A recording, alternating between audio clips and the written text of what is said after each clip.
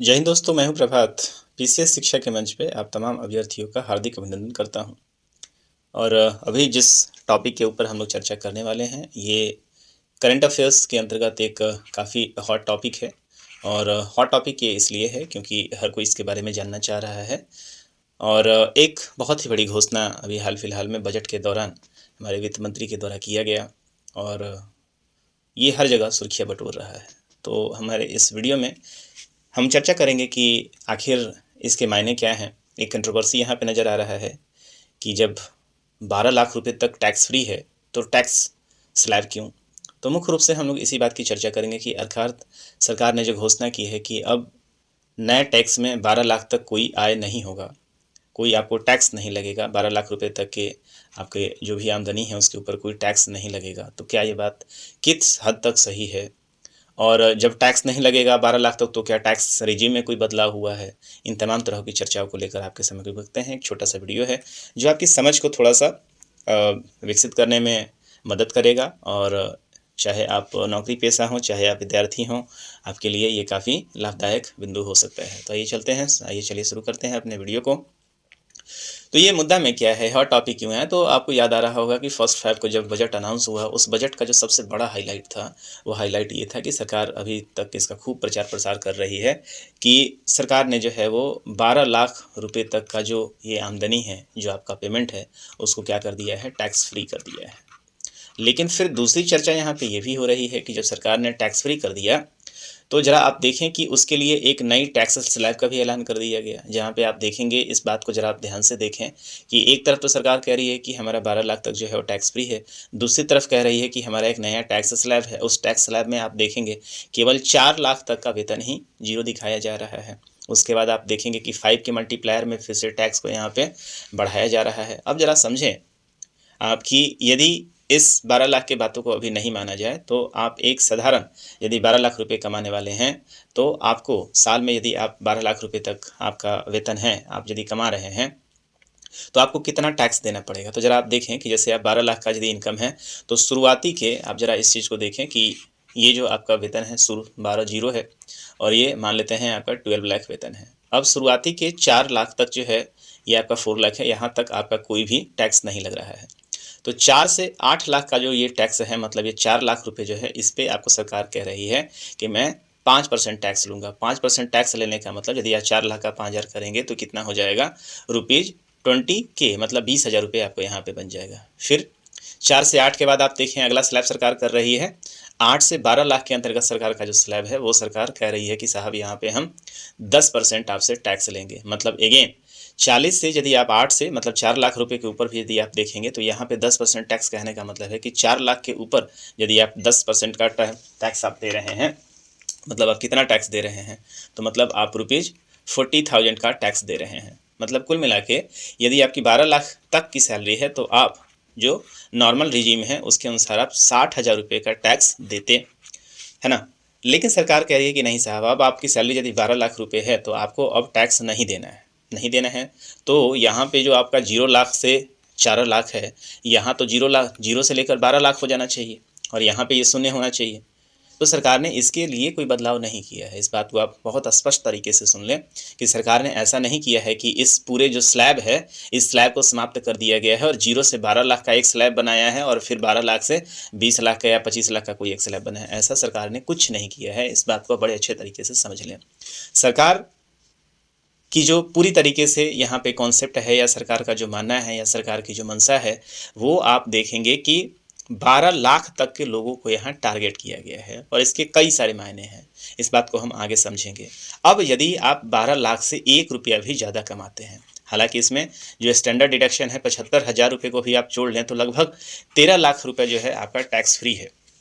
और आज के डेट में यदि हम लोग सरकारी नौकरी की बात करें, तो सरकारी नौकरी के अंतर्गत साल में 13 लाख रुपए कमाने वाले कौन लोग हैं? तो सरकार, यदि आप नोटिस करेंगे कि सरकार के जो कर्मचारी, जो सेंट्रल एम्प्लॉई हैं, उन सेंट्रल एम्प्लॉई में आप देखेंगे कि ग्रुप सी का जो टॉप ग्रेड है, ग्रुप सी का जो टॉप ग्रेड है, साथ ही साथ ग्रुप बी का जो ग्रेड है, इसका एक ग्रुप बी का मिडिवल ग्रेड तक की जो इनकम है, वो कमोबेश आप देखेंगे इस 12 से 13 लाख के अंतर्गत आपको आता है। तो इसके अंतर्गत आप देखेंगे कि कुल मिला के जो लोअर इनकम वाले लोग हैं भारत देश में, उनके पास ये इतनी सैलरी है, मिडिल इनकम तक जो है इतनी सैलरी आपको आती है जो पे स्लिप के ऊपर दिखती है। इन लोगों के लिए तो खैर टैक्स फ्री हो जाएगा। दूसरा चीज़ आप ये भी देखना होगा यहाँ पे कि टैक्स फ्री के बाद क्या और भी लोगों को राहत मिली है। तो वैसे लोग जिनकी सैलरी 12 लाख से ऊपर थी या है, उन लोगों को टैक्स में कोई भी रिबेट नहीं दिया जा रहा है। इस बात को आप याद दिया जाएगा।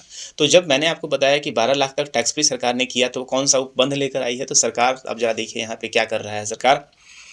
मैंने आपको बताया कि यदि 12 लाख रुपए तक आप इनकम कमा रहे हैं तो समान अर्थों में आपको 60,000 रुपये तक का टैक्स आपको सरकार को देना था। लेकिन सरकार ने अब यहाँ पे क्या किया है, तो सेक्शन 87A जो है, जो इनकम टैक्स एक्ट देखेंगे 1961, जिसके ऊपर अभी एक नया बिल भी आ रहा है, तो इसके सेक्शन नंबर 87A के अंतर्गत जो छूट थी उसमें परिवर्तन किया गया है। अब जरा समझे, सरकार पहले इसके ऊपर 25,000 रुपये की छूट दे रही थी, मतलब आपका यदि टैक्स 25,000 रुपये तक लग रहा है तो आप टैक्स फ्री हो जाइएगा, है ना। दूसरा चीज, अब इसी टैक्स के रिबेट को सरकार ने बढ़ा के 60,000 रुपये कर दिया है, जिससे पूरी टैक्स की देनदारी आपकी समाप्त हो गई है। यहाँ पे सरकार ने टैक्स स्लैब को नहीं बदला है, इस बात को आप याद रखिएगा। एक पर्टिकुलर ग्रुप को यहाँ साधा गया है और उसकी संख्या चूंकि ज़्यादा है तो इस ग्रुप से सरकार टैक्स के नाम पे रिबेट दे रही है। स्लैब में कोई भी परिवर्तन नहीं किया गया है। और यहाँ पे स्टैंडर्ड डिडक्शन जो है 75,000 रुपये कर दिया गया है। और अब आप देखेंगे कि जब आपकी सैलरी 12 लाख प्लस 75,000 रुपये, मतलब कहने का मतलब ये है कि जब 13 लाख रुपये सैलरी आपकी यदि सालाना है तो आपको अभी तत्काल कोई टैक्स नहीं देना पड़ेगा। ये साल चल रहा है 2025 और 26, तो यहाँ तक तो अभी सरकार को कोई टैक्स नहीं देना पड़ेगा जो लोग यहाँ इसके अंदर दायरे में आते हैं। लेकिन याद रखिएगा, ये टैक्स जो स्लैब बदलाव, जो ये टैक्स की छूट दी जा रही है, अभी ये तुरंत बहुत ज़्यादा इफेक्टिव नहीं रह जाएगा। कारण उसका ये है कि अभी 8th पे कमीशन का गठन हो चुका है। 8th पे कमीशन जो है अपने लगातार आप देखिएगा कि उस पर चर्चा चल रही है और संभवतः कि 2025 के अंत तक सरकार इसका डिक्लेरेशन भी कर दे। और जैसे ही सरकार डिक्लेरेशन करेगी 2026 से, जैसे ही इसको इम्प्लीमेंट करेगी, आप देखेंगे कि सैलरी में जो है वो परिवर्तन होगा और वो इस बार को पार कर जाएगा। और जैसे ही ये बार पार खत्म होगा वैसे ही आपका ये टैक्स रिलैक्सेशन भी यहाँ पे समाप्त हो जाएगा, क्योंकि सरकार ने ये नहीं कहा है कि 12 लाख तक जो है आपका टैक्स फ्री रहेगा और बाकी का पैसा जो है 12 लाख के बाद जोड़ा जाएगा।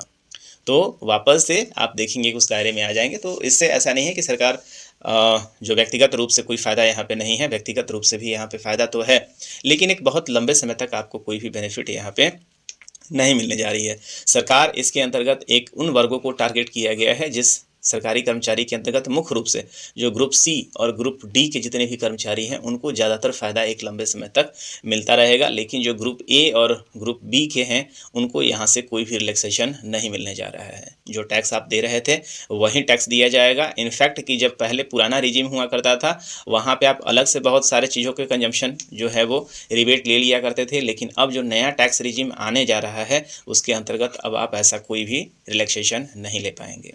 तो tax free versus tax exempted का जो है फ़र्क यहाँ पे समझाया गया है। तो टैक्स एग्जेम्प्टेड इस स्थिति में आय का एक हिस्सा पूरी तरीके से करमुक्त होता है और उस पर टैक्स नहीं लगाया जाता है, ठीक है। और टैक्स फ्री, इसमें आय पर टैक्स लगाया जाता है लेकिन छूट और कटौतियों की वजह से अंतिम टैक्स जो है वो जीरो हो जाती है। तो ये वाला जो हिस्सा है हमारे ऊपर इम्प्लीमेंट हुआ है। सेक्शन 87A का इस्तेमाल किया गया है, जहां 25,000 रुपये का टैक्स का पहले एक कैप दिया गया था, उसको बढ़ा के अब 60,000 रुपये कर दिया गया है। तो टैक्स एग्जेम्प्टेड की स्थिति यहाँ पे बिल्कुल नहीं है। स्लैब में कोई बदलाव नहीं किया गया है, इस बात तक आप याद रखेंगे। 12 लाख तक की आय टैक्स फ्री है लेकिन टैक्स एग्जेम्प्टेड नहीं है। इस बात की हमेशा आप चर्चा करेंगे, प्रश्नों में आने वाले कई सारे कंपटीशन में भी इसके ऊपर चर्चा की जाएगी।